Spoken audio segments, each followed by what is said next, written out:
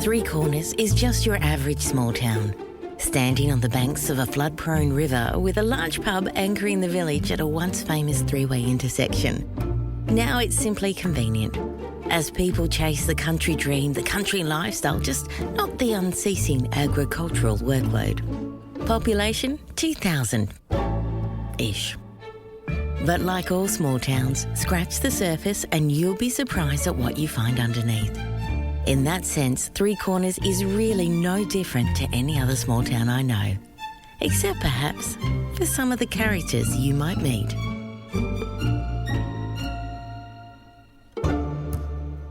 Naked rooftops. Rooftops. That was the best part of this job. He could spend his entire lunch break just gazing out across the roof. Occasionally, he'd see Miss Maison from the Gelateria up on a balcony, hanging out the washing. You'd always see the delivery trucks backing carefully up the alley behind the shops. It was quite interesting the day the cake hole got solar panels. People scurrying here and there, the usually quiet space teeming with life, like the day he found a dead flying fox on the ant nest in the park. There was also the afternoon the vet next door had a rogue kangaroo in the yard, causing all sorts of trouble. But usually, like today, it was quiet. Serene. A moment of lunchtime zen. The row of shops extending all the way down the main road until the park. Red tiles, grey tiles, tin, slate, brick.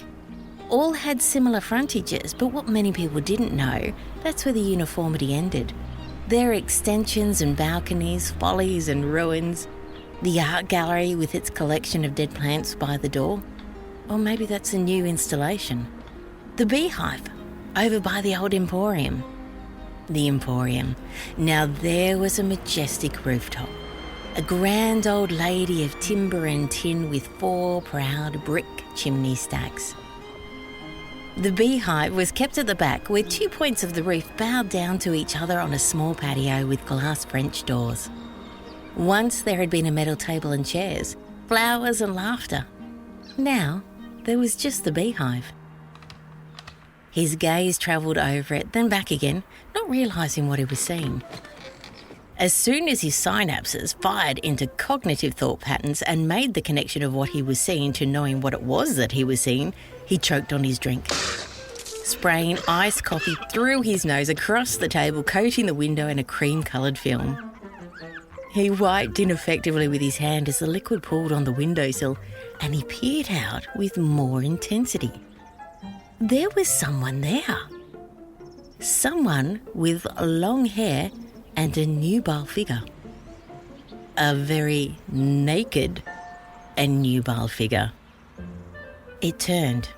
Make that a very male, naked and nubile figure. He stared open-mouthed as the man, young man, hand cupped in front in that familiar way, tried the windows and then the doors, all of which it seemed were locked. Slowly and gingerly, the man peered around a chimney and over the eaves to the balcony below. Like a pale spider, he lowered himself one balcony at a time before finding purchase on the alley and fleeing towards the river. Curious. He knew everyone in town, but that body, face and shade of hair colour were unfamiliar. Also, the only thing at the top of the old Emporium building was Marion's flat, the Anglican rector, and she wouldn't be back in town for another week. He finished his sandwich, folding the paper carefully and placing it in the bin. He wiped up the spilt, spat iced coffee and turned back to his computer. He'd find out what happened later. In this town, a naked man, who was not the mayor, would always figure in the evening gossip. Today's episode of Three Corners was produced by our maestro, Postie, and featured the spelt-like tones of Jack. For more stories, go to hittheroadjack.com.au or subscribe to the Three Corners podcast.